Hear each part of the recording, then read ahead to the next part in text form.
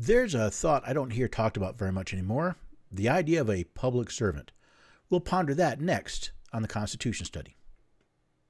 There's one thing you have to know wherever you make your stand. Came from a long through line of everyday Americans. Hello there, everyday Americans. Paul Engel here with the Constitution Study once again, where we read and study the Constitution, teach you and the rising generation to be free. If you want to find out more, head over to the website, constitutionstudy.com.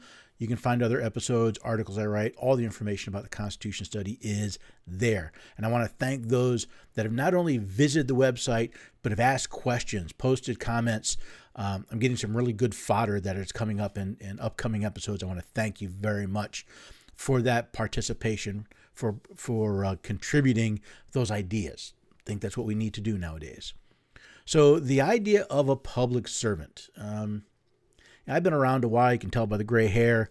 It's not my first rodeo.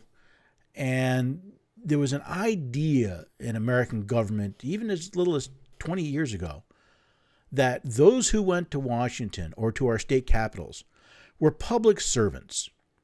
Their job was to serve the public. Now, if you watch most politicians nowadays, especially those in Washington, the idea seems to have been flipped on their head. See, it seems more and more they treat us not as if they're serving us, but as if we're to serve them.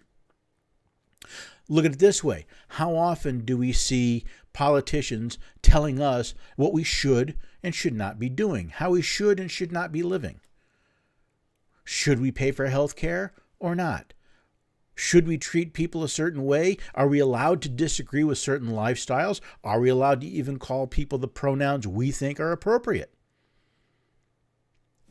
It's this idea that the government tells us what to do, which really, from a constitutional standpoint, bothers me.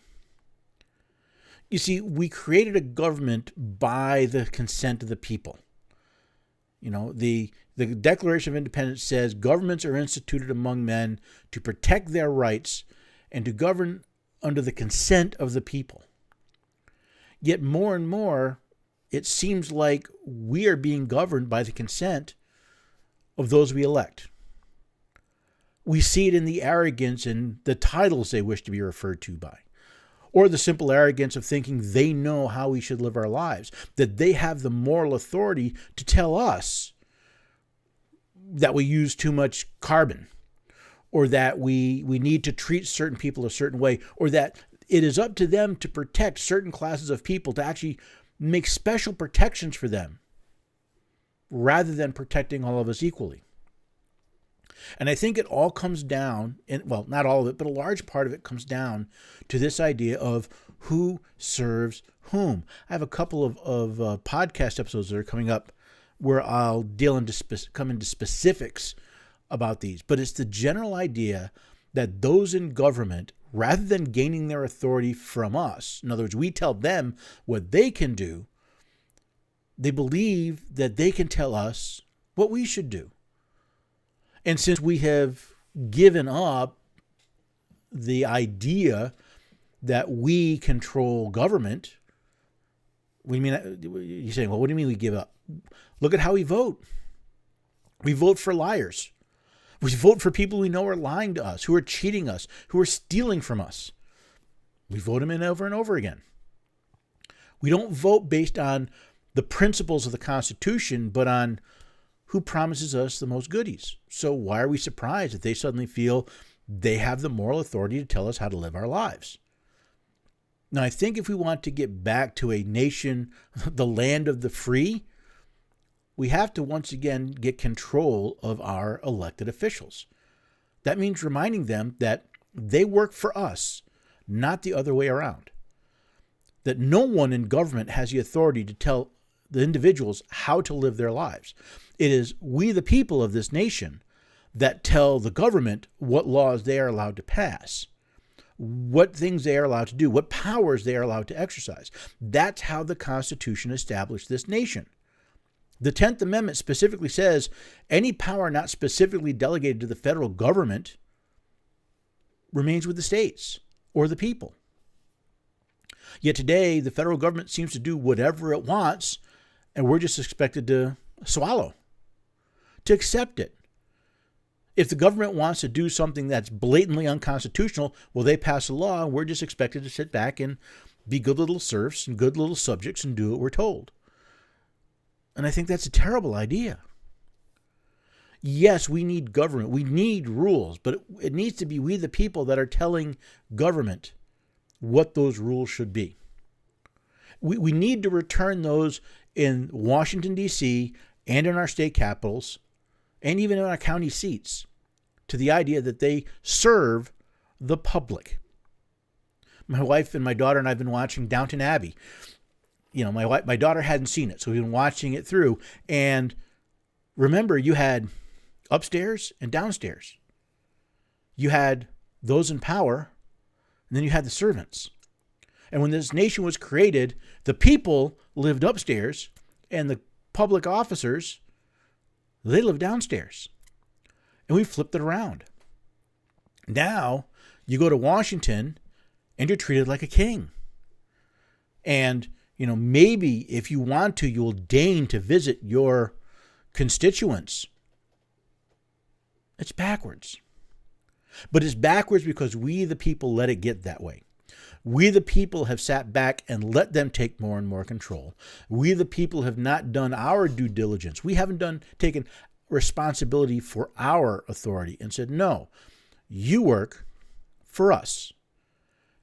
If I call your office, I better get an answer. I understand that if you're representing, tens of thousands of people, I'm not going to get an individual answer from the senator or the representative, but I better get an answer from your office. And it better be a real one, not just some form letter thank you. That I find terribly offensive. We need to return them to fearing us. Those in Washington and in our state capitals should be afraid that we're going to boot them out. They need to realize they are our servants, and we can fire them if we don't like what we're doing, and we need to actually start doing it. We need to return this idea of public servanthood to our elected officials. We need to stop treating them like some aristocracy, some elite just because they were elected. I find that offensive. I find that totally against what our forefathers created when they created this constitutional republic. And I can't blame the politician because we've trained them. That's how things are supposed to be. It's time for we the people to once again act like we are sovereigns in this nation. To require those we send to the state capitals, to the county seats, to Washington, D.C., to be subject to us, to serve us. Yes, they have ideas, and yes, we should listen to them, but they need to serve us. They need to stop cramming stuff down. We need to stop letting them cram bad ideas down our throat. And when they try, they should be punished. They should be thrown out of office. They should be ostracized from polite society. Unfortunately, too many of us are just more interested in what goodies they're going to send us. We've been bribed into complacency with free this and free that and tax the rich and those evil corporations when we forget that the government is the largest corporation. The American government's the largest corporation in the world. Certainly in America. It's 8 times the size of Walmart, I believe.